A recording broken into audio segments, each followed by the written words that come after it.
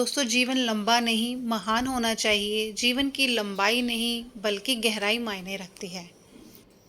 बिना रुके लक्ष्य का पालन करना यही सफलता का रहस्य है। इसी मोटिवेशनल थॉट के साथ आज की वीडियो स्टार्ट कर लेते हैं। Hello everyone, welcome back to my channel botanical garden. दोस्तों, कैसे हैं आप सब? आशा करती हूँ कि आप अपने घरों में अच्छे से स्वस्थ होंगे और हंसते खेलते होंगे। तो आज की जो वीडियो है ये बहुत ही इम्पोर्टेंट होने वाली है। इसमें कुछ ज़रूरी टिप्स हैं जो मैं आप सबके साथ शेयर करने वाली हूँ। तो वो है, बरसातों में ऐसे कौन से टिप्स हैं जो हमें फॉलो कर लेने चाहिए ताकि हमारे प्यार से सींचे हुए पौधे जो हैं वो कभी ख़राब ना हों।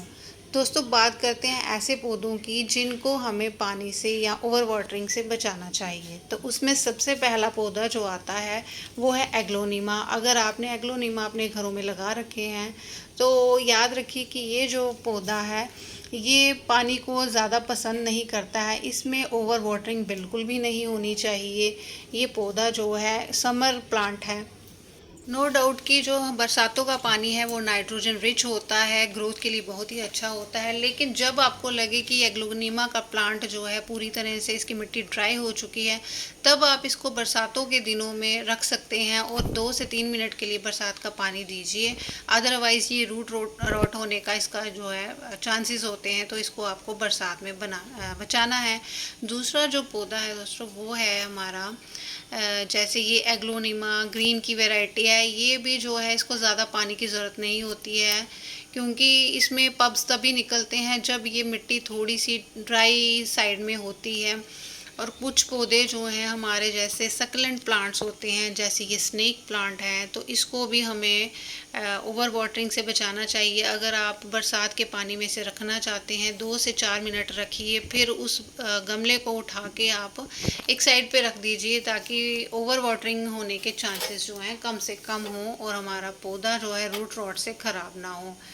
दोस्तों, ये जेड का प्लांट है, ये भी सकलेंट फैमिली से है। इसमें ऑलरेडी इसकी पत्तियों के अंदर पानी जो स्टार्च स्टोर हुआ होता है, तो अगर इसे पानी हम ना भी दें 15 से 20 दिन तक भी, तब भी ये पौधा जो है बड़े अच्छे से ग्रो करता ही रहता है, क्योंकि इसको जो है पानी की बड़ी कम रिक्वायरमेंट होती है। अगर बारिश का पानी देते हैं तो इसको हार्डली 2 से 4 मिनट रखिए, लेकिन लगातार आपको बारिश में इसको पौधे को नहीं रखना है, क्योंकि रूट रॉट या फिर ओवर वाटरिंग की वजह से ये जो इसकी पत्तियां हैं ये पीली पड़नी शुरू हो जाएंगी और धीरे धीरे जो है शेड होनी शुरू हो जाएंगी, गिरनी शुरू हो जाएंगी, तो पौधा जो है ख़राब होने के चांसेस है। तो इसे बचाइए, क्योंकि ये बहुत ही अच्छा प्लांट है।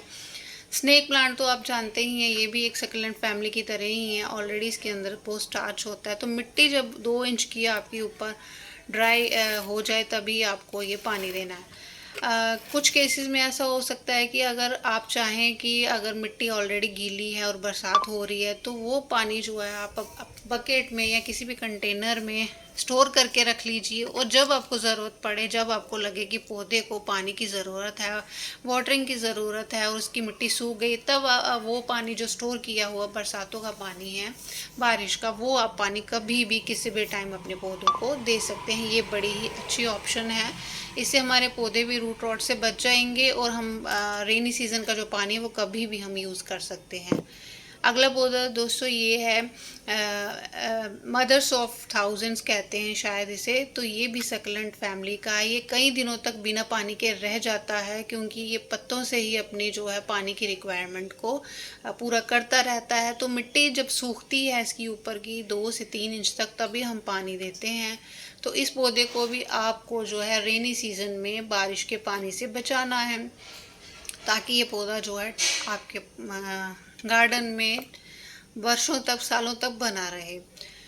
अगला पौधा है दोस्तों ये तो आप जानते ही होंगे, अजवाइन का पौधा है ये खाने में भी काम आता है। इसकी मेडिसिनल बहुत सारी प्रॉपर्टीज़ हैं इसके अंदर। इसके जो हैं हम कई बार चाय के अंदर डाल के भी इसको पीते हैं। तो ये पौधा भी जेड की तरह या अदर जो सक्लेंट प्लांट्स हैं उनकी तरह ये भी इजीली सरवाइव कर जाता है काफ़ी दिनों तक बिना पानी के। तो ऐसे पौधों को हमें जो ऑलरेडी स्टार्च लिए होते हैं लीव्स के अंदर, उनको हमें बरसातों में पानी से बचाना चाहिए, ओवर वाटरिंग से।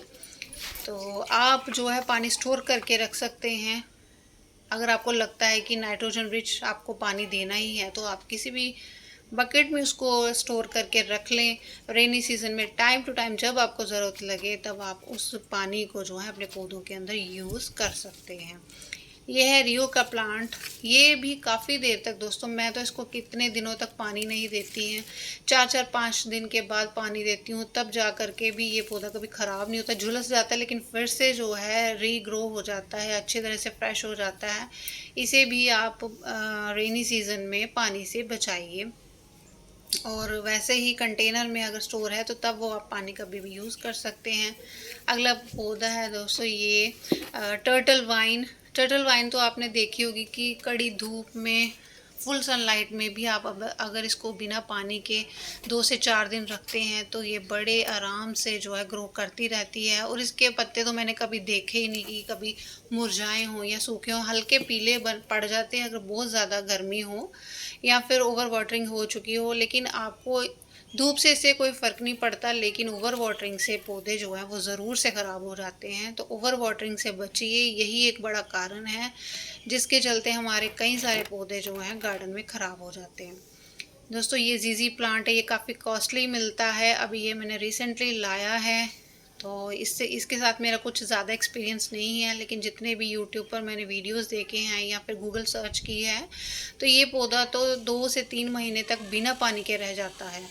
तो इसे तो बिल्कुल भी अवॉइड करिए पानी डालना। इसको पानी आप तभी दे सकते हैं जब आपको लगे कि ये पूरी तरह से ड्राई हो चुका है।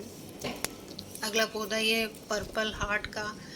ये पौधा भी बिना पानी के 2 से 4 दिन रह जाता है। तो इसको भी अगर आप पानी दे रहे हैं रेनी सीज़न में तो तभी दीजिए जब ये थोड़ा सा ऊपर से सूख गया हो, इसकी जो मिट्टी सूख गई हो, तभी आप इसको पानी दीजिए। रेनी वाटर जो है, बरसातों के पानी से आपको इसे बचाना है ताकि ये पौधे जो हैं हमेशा आपके गार्डन में बने रहें।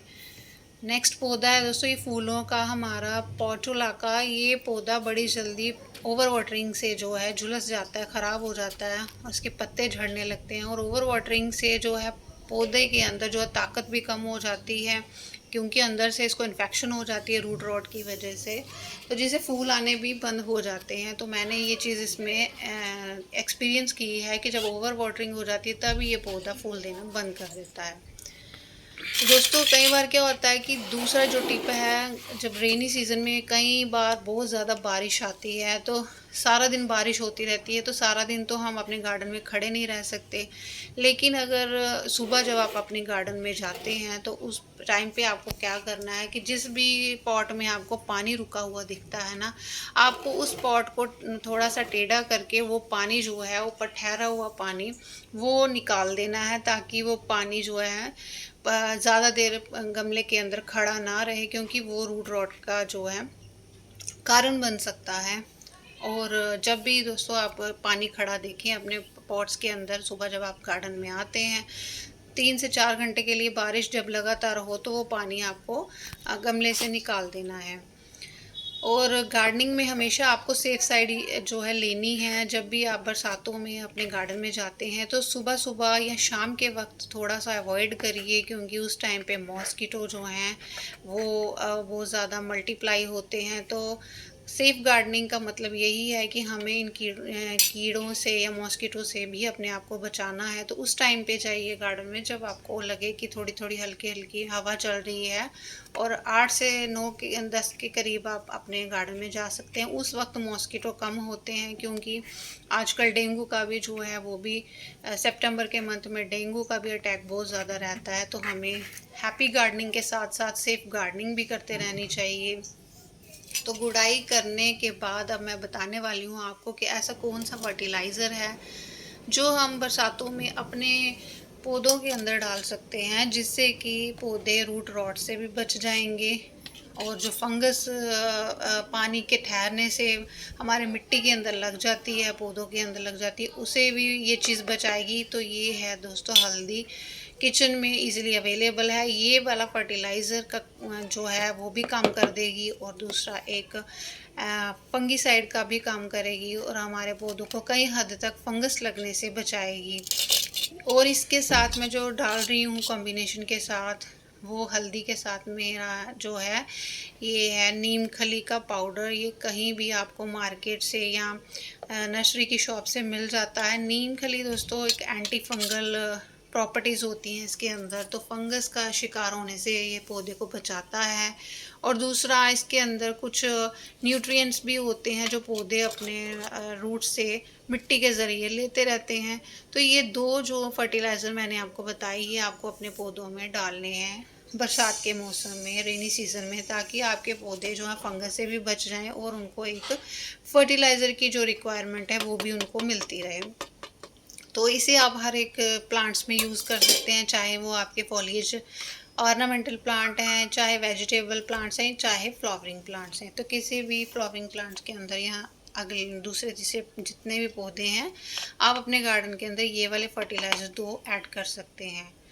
और एक चीज़ है वो ये है कि आपको सरसों खली जो है आपको बरसातों में बिल्कुल भी यूज़ नहीं करनी है, क्योंकि ये इसके फंगस के चांसेस हो जाते हैं। ये जो फंगस बना देती है मिट्टी में, और वैसे भी गर्मियों में जो सरसों खली है ये थोड़ी गर्म रहती है, तो हमारे पौधे जो है जलने का उसको डर रहता है।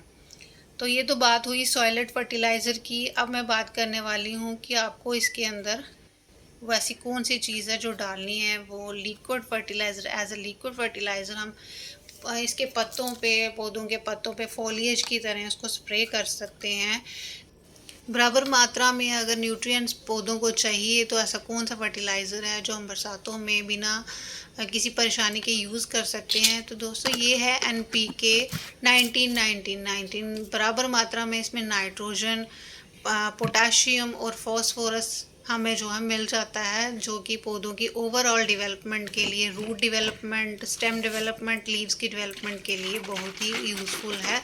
तो इसे आप एक चम्मच के करीब 1 लीटर पानी में मिक्स करके स्प्रे बॉटल में डाल के अपने किसी भी प्रकार के पौधों पर स्प्रे कर सकते हैं, जिससे कि इसको पौधों को न्यूट्रिएंट्स मिल सकते हैं पूरी भरपूर मात्रा में। क्योंकि हमें बरसातों में बाकी जो सब हम फर्टिलाइज़र ऐड करते हैं ना पौधों में, उनसे बचना चाहिए। और लिक्विड ये वाला फर्टिलाइज़र हम बिना किसी परेशानी के यूज़ कर सकते हैं, क्योंकि इसका कोई भी साइड इफ़ेक्ट नहीं है, ना ही तो इससे फंगस लगेगी। और जो भी न्यूट्रिएंट्स इसको जितनी मात्रा में चाहिए होते हैं पौधों को, वो सारे इनको मिल जाते हैं। तो ये दो तरह के लिक्विड और सॉलिड फर्टिलाइज़र जो है आप अपने पौधों में बरसातों के सीज़न में, रेनी सीज़न में यूज़ कर सकते हैं। इसके अलावा आपको फर्टिलाइज़र से बचना है, और अगर बनाना पील या फिर अनियन पील या और कोई फर्टिलाइज़र अगर आप ऐड करते हैं तो फंगस के चांसेस होते हैं। तो फंगस से बचिए, क्योंकि इस टाइम पे हमें पौधों को जो है फंगस से बचाना ज़रूरी है। क्योंकि ग्रोथ के लिए अगर हम फर्टिलाइज़र डालेंगे, ग्रोथ इनकी अपने आप जो है रेनी सीज़न में आप अच्छे से निकल कर आ जाती है। लेकिन जो चीज़ हमें अवॉइड करनी है वो यही है कि इनको रूट रॉट से और फंगस से बचाना है। तो उसी चीज़ को आपको फॉलो करना है। वीडियो अगर अच्छी लगी हो, इन्फॉर्मेटिव लगी हो दोस्तों, इसे लाइक कीजिए, शेयर कीजिए और बिना स्किप किए एंड तक देखिए, और मेरे चैनल को ज़रूर से सब्सक्राइब कीजिए। Thank you so much for watching.